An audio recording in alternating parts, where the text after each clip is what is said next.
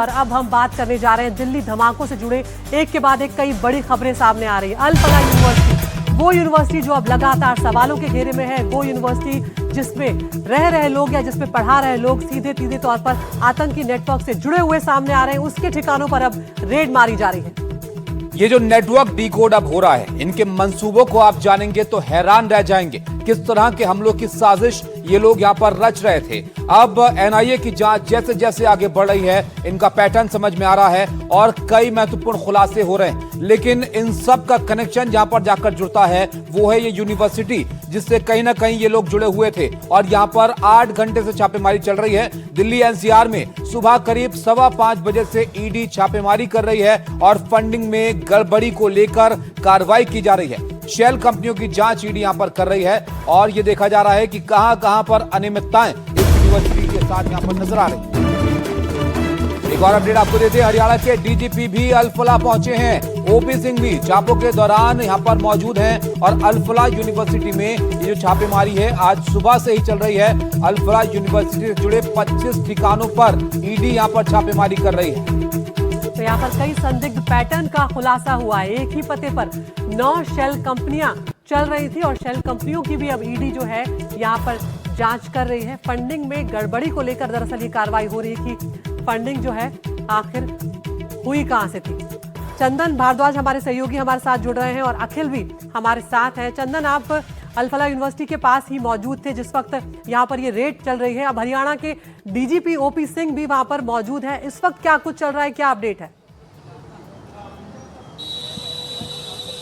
मैं थोड़ा सा आपको दुरुस्त कर दूं अदिति, हम इस वक्त मैं जो मौजूद हूं वो ओखला में मौजूद हूं। ये ओखला में वो परिसर है जहां इस वक्त ईडी की टीम जो है वो पहुंची हुई है और इस वक्त ईडी की टीम किस तरीके से यहां पर छापेमार कार्रवाई को अंजाम दे रही है वो आप इन तस्वीरों से देख सकते हैं। अल फलाह ग्रुप के ठिकानों पर ये रेड है ईडी की। इसमें ये रजिस्टर्ड ऑफिस है अल फलाह यूनिवर्सिटी का और यहाँ पर जो कुछ ट्रस्टीज़ हैं उनके भी होम एड्रेस हैं जहाँ पर ये छापेमारी जो है वो ईडी की टीम पहुँची है। पीएमएलए के तहत ये पूरी कार्रवाई जो है वो ईडी की टीम कर रही है।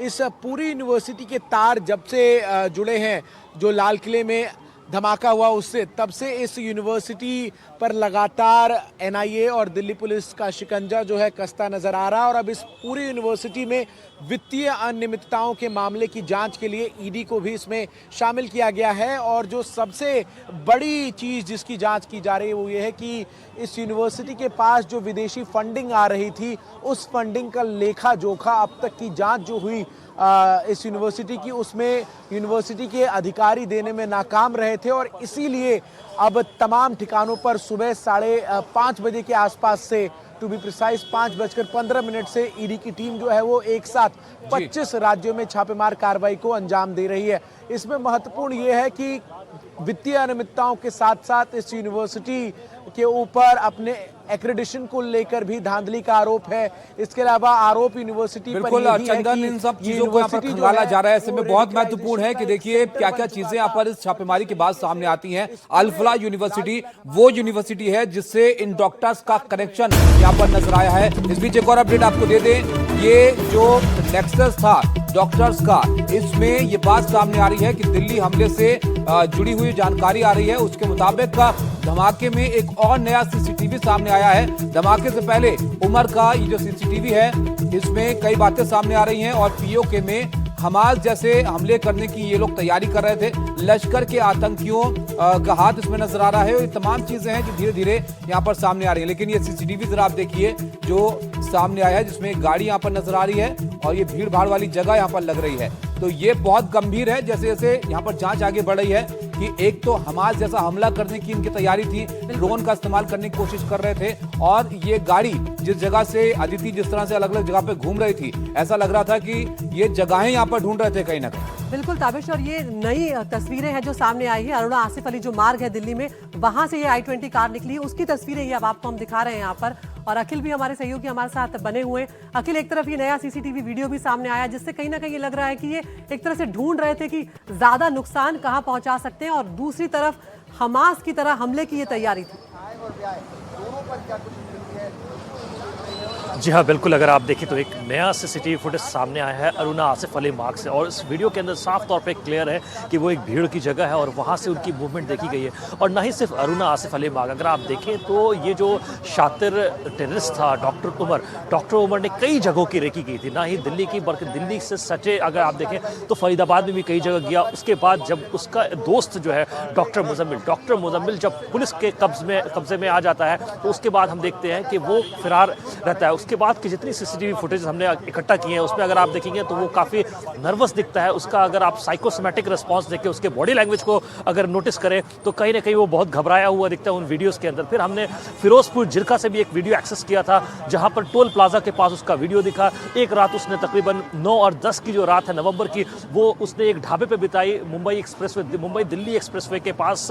तो वो जो है अलग अलग रास्तों से होता हुआ दिल्ली पहुंचा, और दिल्ली जब और ये अकील इसकी जो मूवमेंट है यही बड़े संदेह यहां पर पैदा करती है कि जिस तरह से अलग अलग जगहों पर ये घूम रहा था, क्या और इनके इरादे और मंसूबे थे। मुकेश भी हमारे साथ हैं। मुकेश, बहुत महत्वपूर्ण चीजें अब जांच में सामने आ रही हैं। एक तो पीओके में हमास के आतंकियों से इनकी मीटिंग हुई थी, ये बात निकल कर आई है, और हमास की तरह हमले की प्लानिंग कर रहे थे, ड्रोन से अटैक। क्या इनकी तैयारियां थी, ये क्या जानकारी निकल कर आई है? देखिए, बिल्कुल 5 फरवरी 2025 को इनकी जो मीटिंग है वो हुई थी, और ये हमने जब पहलगाम में अटैक हुआ था उसके पहलगाम अटैक के बाद हमने रिपोर्ट किया था कि किस तरह से पीओके में जो हमास के नेता हैं वो वहां पर आए थे, और वहां पर लश्कर तैयबा के जो टेररिस्ट हैं वो भी इस मीटिंग में शामिल हुए थे। और ये जानकारी मिली थी खुफिया एजेंसियों से कि उसी मीटिंग के दौरान जो आतंकी हैं उन्होंने हिंदुस्तान में हमले की प्लानिंग की थी। और इसके कई वीडियोस भी, जो मीटिंग हुई थी कई वीडियोस भी सामने आए थे जिसमें लश्कर तैयबा ने पीओके में एक रैली भी निकाली थी। उस रैली में हमास के नेता शामिल हुए थे। तो ऐसा लगता है कि शायद जो पाकिस्तानी टेररिस्ट ग्रुप है वो हमास के साथ मिलकर भारत में पहले से ही बड़े आतंकी हमले की प्लानिंग कर रहे थे, और इसको लेकर 5 फरवरी को मीटिंग हुई थी। अब जो ये नया जो पूरा ये मॉड्यूल है जैश ए मोहम्मद का, इसमें जिस तरह से जासिर बिलाल वानी को पकड़ा गया है। जासिर बिलाल वानी वो शख्स है जो कि तकनीकी तौर पर काफी स्ट्रांग है, और एनआईए के मुताबिक ये लगातार ड्रोन्स को मॉडिफाई कर रहा था। ड्रोन्स में विस्फोटक लगाकर भारत के अलग अलग शहरों में हमला करने की फिराक में था। इसके साथ ही ये रॉकेट लॉन्चर भी तैयार कर रहा था, ऐसी भी जानकारी एनआईए को मिली है। तो ये जो पूरा पैटर्न है ये दिखाता है कि ये जो टेररिस्ट हैं ये हमास की तर्ज पर भारत में बड़ा हमला करने की फिराक में थे। और जिस तरह से विस्फोटक मिला है 29 किलो, अगर ये पूरा विस्फोटक अगर ये प्रयोग कर लेते तो आप अंदाजा लगा सकते हैं कि भारत के अलग अलग शहरों में किस पैमाने पर तबाही होती। तो इस पूरे मॉड्यूल को देखकर ये लगता है कि शायद जो पाकिस्तानी टेररिस्ट ग्रुप हैं उन्होंने हमास के साथ जो पहले मीटिंग की थी वो इसीलिए हुई थी कि भारत में हमास की तर्ज पर हमले करने हैं। और शायद उस मीटिंग के बाद से ही ये सिलसिला शुरू हुआ जिसमें पहले पहलगाम अटैक हुआ, और उसके बाद ये दूसरा जो हमला है जिसमें हम देख रहे हैं कि किस तरह से लाल किले के बाहर ब्लास्ट हुआ। और जासिर जो पकड़ा गया है वो ड्रोन मॉडिफाई करने में माहिर है, ड्रोन में विस्फोटक लगाकर विस्फोट करने में माहिर है, और साथ में तो ये बड़ी बात मुकेश आप यहाँ पर बता रहे हैं कि किस तरह से पीओके में जब हमास आतंकियों के साथ बैठक हुई तो लश्कर के आतंकियों के साथ ये बैठक हुई थी, और जो पकड़ा गया है जासिर उसने भी हमास की तरह हमले की बात यहाँ पर कबूली, और ये खुद एक तरह से ड्रोन की तकनीक में माहिर बताया जा रहा है। तो एक के बाद एक कैसे कई तार खुल रहे हैं यहाँ पर। मुकेश, अकील और चंदन, आप सभी का बहुत बहुत शुक्रिया यहाँ पर। लेकिन एक के बाद एक ताबिश, जिस तरह से ये तस्वीरें सामने आ रही हैं, जो ये खबरें सामने आ रही हैं, बता रहे हैं कि पूरे देश को किस तरह से दहलाने की साजिश एक तरह से रची जा रही है। और ये बहुत हैरान करने वाली बात है। आप सोचिए, दिल्ली में पहला आत्मघाती हमला होता है और उससे भी बड़े मंसूबे पाल कर ये लोग यहाँ पर बैठे थे। 10 नवंबर को दिल्ली के लाल किले के पास आतंकी हमला हुआ था, और इस हमले में 15 लोगों की यहाँ पर जान चली गई थी, कई घायल भी हुए थे। और इस हमले के बाद से ही दिल्ली हाई अलर्ट पर है। तमाम जगहों पर तलाशा जा रहा है, कुछ भी संदिग्ध मिले, कोई व्यक्ति, कोई हरकत, तो उसको तुरंत यहां पर पकड़ा जाए। और गृह मंत्री अमित शाह खुद कह चुके हैं कि दोषियों को पाताल से भी ढूंढ कर लाएंगे। और इसी सब के बीच में जांच एजेंसियां लगातार इस आतंकी मॉड्यूल पर एक के बाद एक तमाम खुलासे कर रही हैं। एक रिपोर्ट के जरिए आपको बताते हैं कि अब तक क्या कुछ हुआ है।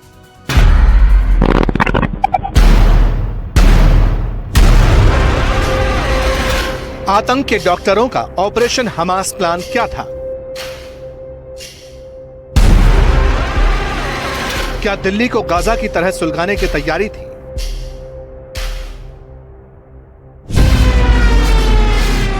किसके इशारे पर देश में रॉकेट लॉन्चर्स और ड्रोन अटैक का बारूदी बटन ऑन होने वाला था।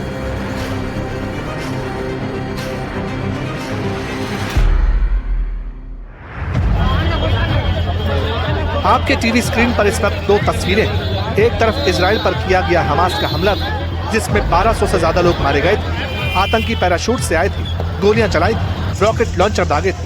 तो दूसरी ओर दिल्ली में लाल किले के पास आतंकी हमला, जिसमें कार को बम से उड़ा दिया गया। अब आप सोच रहे होंगे कि इन दोनों तस्वीरों को एक साथ क्यों दिखाया जा रहा है? तो जवाब डॉक्टर टेरर यानी व्हाइट कोट वाले आतंकी मॉड्यूल की हमास वाली सोच और अप्रोच। दरअसल आतंकी हमले की जांच कर रही एनआईए को आरोपियों से पूछताछ में होश उड़ाने वाली जानकारी पता चली है। सोर्सेस के मुताबिक एनआईए की टीम ने जसीर बिलाल उर्फ दानिश से पूछताछ की। इसी पूछताछ में पता चला कि आतंक के डॉक्टरों का ये ग्रुप हमास की तर्ज पर ड्रोन और छोटे रॉकेट्स बनाकर भारत में बड़े हमले की प्लानिंग कर रहा था। जांच में सामने आया है कि आतंकवादी लगातार ऐसे ड्रोन तैयार करने की कोशिश में लगे हुए थे, जिन्हें मॉडिफाई करके हथियार की तरह इस्तेमाल किया जा सके, यानी आर्म ड्रोन्स। ड्रोन में कैमरा और बैटरी के साथ छोटे बम लगाने की तैयारी थी, लेकिन इससे पहले ही मॉड्यूल पकड़ा गया। एनआईए ने घाटी में जिस दानिश को पकड़ा, वो इसी तरह के ड्रोन बम बनाने में माहिर था, एक्सपर्ट। प्लान ये था कि ड्रोन को किसी भीड़ भाड़ वाली जगह या फिर सैन्य ठिकाने पर उड़ाकर टारगेटेड ब्लास्ट किया जा सके। जो लोग मिडिल ईस्ट के संघर्षों को फॉलो करते हैं, उन्हें यह मालूम होगा कि सीरिया, गजा और अफगानिस्तान जैसे इलाकों में हमास और दूसरे संगठनों की तरफ से ड्रोन अटैक्स किए जा चुके हैं। बाकायदा अलग यूनिट होती है। सोर्सेस के मुताबिक उसी मॉड्यूल को दिल्ली में कट कॉपी पेस्ट करने की कोशिश हो रही थी। दिल्ली के लाल किले में हुए ब्लास्ट के मामले में एनआईए ने बड़ी कार्रवाई करते हुए अनंतनाग से जासिर बिलाल वानी को गिरफ्तार कर लिया है। एनआईए के मुताबिक जासिर हमास की तर्ज पर भारत में हमले करने की फिराक में था और वो लगातार ड्रोन को मॉडिफाई करके उनमें हथियार या गोला बारूद लगाने की कोशिश कर रहा था। इसके साथ ही वो एक रॉकेट लॉन्चर भी तैयार करने की कोशिश कर रहा था। जासिर पहले से पकड़े गए डॉक्टर आदिल अहमद का पड़ोसी है और लगातार आदिल और उमर के संपर्क में था। एनआईए के मुताबिक जासिर दिल्ली में जो लाल किले में ब्लास्ट हुआ है, उस ब्लास्ट के मामले में शुरुआत से लेकर ब्लास्ट होने तक लगातार पूरी कॉन्स्पिरेसी में शामिल था और लगातार इस मामले में पहले से पकड़े गए आतंकियों के संपर्क में था।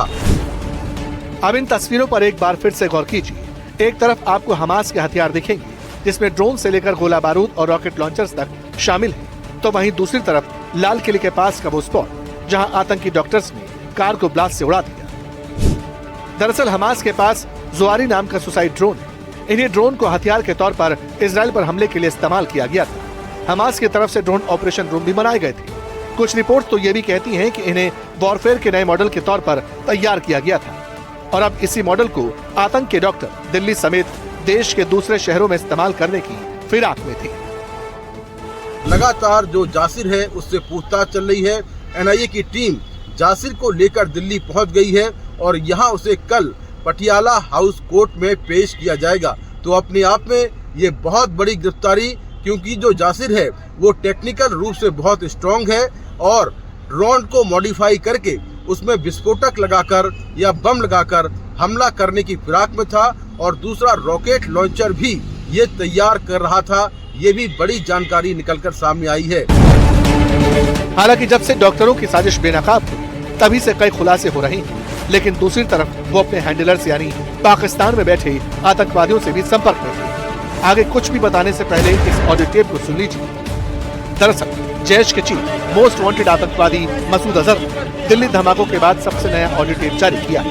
वो आतंकी कहता है, पैसे की चिंता नहीं, पैसा बहुत है, बस जिहादी फैक्ट्री चलती है। अपने ऑडियो टेप में दुनिया के सबसे अमीर आदमी एलॉन मस्क का भी नाम लेता है, उससे खुद को कंपेयर करता है।